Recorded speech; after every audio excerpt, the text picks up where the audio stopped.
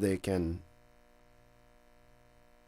show that legitimate reason to view the register. Right. I think the Cayman Islands have committed now, taken it a step further, that journalists and the private groups would be able to apply as well.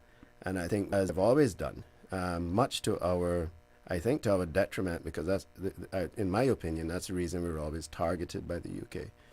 In speaking to Margaret Hodges herself, who was one of the main drivers of the beneficial registry, when I questioned her and said, listen, London has actually been identified by the Financial Conduct Authority as having gaping holes in your money laundering enforcement, and that dirty money flows through London every day.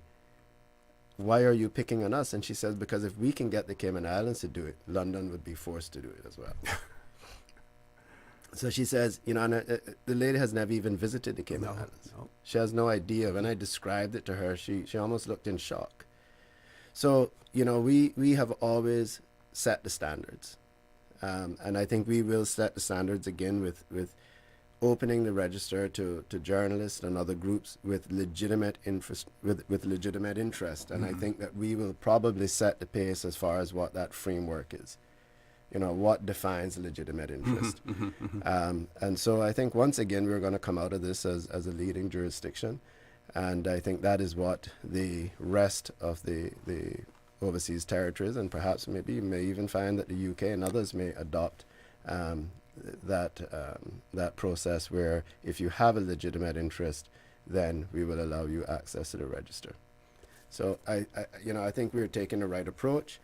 As I said earlier, I have no concerns about the Honourable Premier and her team representing us there. I think we are all unified. It's one of those things that we don't play politics with.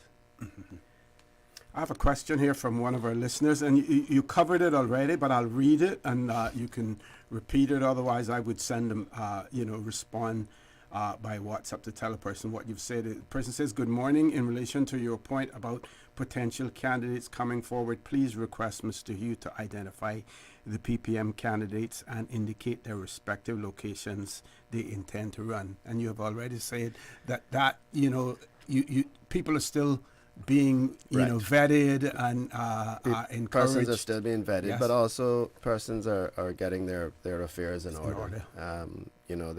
We have to be careful with these things where persons have employment. There'll be a time period in which they'll be able to live. They have to budget themselves that, once employment ends and I start the campaign, I have to be able to budget myself for that period.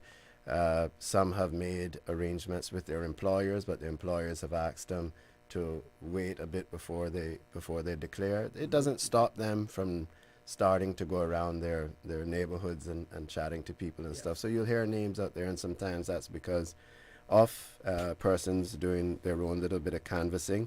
And you'll probably get quite a number of people doing polls over the next few weeks and months, the different groups doing that as well. But we rest assured, and if they are interested in being a candidate, then they certainly should reach out to any one of us in the party, and we'd be happy to speak to them. Where we are now, when a person declares under the Progressives, under the PPM, who they are. You instantly know who they are. They've joined the PPM. This is what they're going to stand for. A manifesto will be published. We're going as one unified group. We'll go in as one cohesive group with a foundation that anyone... I sat with a young man, very impressive young man, a potential candidate a couple of weeks ago. And if I could interrupt there and say, is he under 30? Because one of the questions that we got under 40. offline, the person wanted me to know if there are any candidates who are going to be like under 30. I can't say there won't be any, but that is not the age group that's coming forward. Okay. It is your mid-30s is the age group that's coming forward, mid-30s to 40, and I think that's a maturity level. That's when people are starting to not look in the newspaper to see what party is happening on the weekend, but to see what's happening in their country. And that's that's not to say that we won't find any. Our doors are certainly open to younger people as well, but we're seeing that 35 to 40 year old group. which is still young in today's day and age with the life expectancy, Yep. etc. So, this young man said to me, he said, I've decided I want to put myself forward.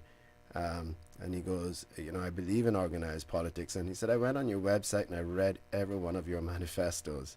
And he said, you can see as time changed how you guys evolved and how you adapted to those time changes. But everything in your manifestos over the year have represented who you guys have been. And I'm so proud of okay, I don't think I've read all of the manifestos cover to cover. But, that is how he made his decision to come to us. Was he looked around, here's an organized group, he did his research, went on the website, read all the manifestos, saw the continued ethos in the party, saw the way we evolved as a party, as our core policies and our core ethos haven't changed over the years, and that is what brought his made him make a decision to come and speak with us. So that at this point we are, and I will say unfortunately, OC, because I think the country deserves, and I think democracy deserves at least a second party, if not three parties. But I'm sure we will see a group come out. What is going to be difficult for individuals is to launch a party or a grouping at this stage, and this is what we see for, because there hasn't been a history. If there was going to be a party or another group, and that should have started well over a year ago, maybe 2 years ago, maybe when they had the bus stop and Premier Panton was removed, that was an excellent opportunity for another group to actually form together and become the PAC government. If they were successful, I do believe, I'm not speaking out of turn in saying they initially had the idea that whilst in government they would become a party. And I believe they started down that road, but unfortunately, again, that's when you find out that, hey, listen, our views don't align. Our views don't align because this is, I'm far left and you're far right, and somehow we can't get to middle. And I think that's where it is, and it's going to be difficult now for any party to come out now and say this is who we are and this is what we stand for. Okay, we're going to take our last commercial break before you leave. When we return, we want to hear from you, Mr. Hugh, in relation to your leadership style, as far as the leader of the opposition. Talk about the party structure as well, whether or not, as the leader of the opposition, are you also the leader of the party? At one point in time, you had a chairmanship of the party. What that involves as well. We have heard that you're going to live up to the name or even extend the name in terms of progressive, because you want to have a big tent. You want to be much more inclusive as well, and hear your views and your ideas about the way that you are going to take your party forward. Folks, please stay tuned for the record. We'll be back shortly. Accidents and illnesses can strike without warning. Ouch! When it comes to urgent care, every second counts. At Doctors Hospital, we have a dedicated team of experienced doctors and nursing staff available to you 24 hours a day, 7 days a week. Don't waste time in an overcrowded emergency room when you need urgent care. Whether it's a broken bone, a severe infection, or a sudden illness, trust in Doctors Hospital's unwavering dedication to providing the best immediate care. For complete urgent care when you need it the most, choose Doctors Hospital, located in Georgetown, 16 Middle Road. Can you imagine your home completely organized? At Brand Source Custom Closets, we can. We specialize in designing and building custom closets and storage units for any room in your home, including the garage. With tailored designs and custom LED lighting solutions to fit your lifestyle and budget. Our custom closets expert is committed to enhancing the value of your home with a solution that is uniquely yours. Visit our showroom or call 623-6774 to schedule a no-obligation appointment with our design expert. Brand Source Custom Closets, 209 Dorsey Drive, Industrial Park.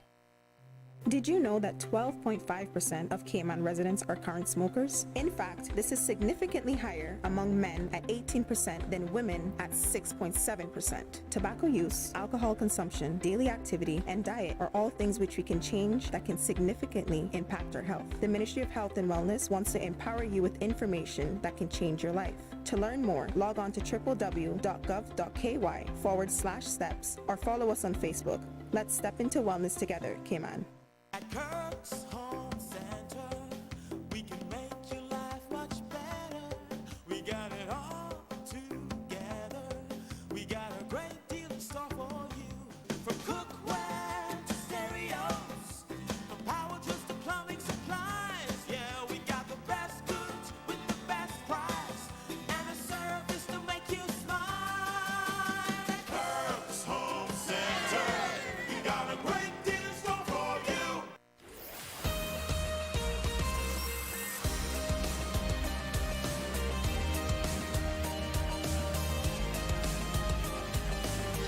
Record with Orrett Connor. Good morning. Welcome back to For the Record. We're on the last leg of the show with the Leader of the Opposition, Honorable Joey Hugh. He has to leave us around about 9:30. Let me just check and see if any WhatsApp messages as well. Meanwhile, I'll pass the mic over to you, Mr. Hugh, in terms of your approach. Speak a little bit about the structure of the PPM chairmanship, who's the leader of the party, the difference between the two. Yeah, and there has been a lot of talk about that. So at the moment, so the way the party works, you have the elected officials usually of the party, and then you have the unelected executive of the party. Elected officials will then have a political leader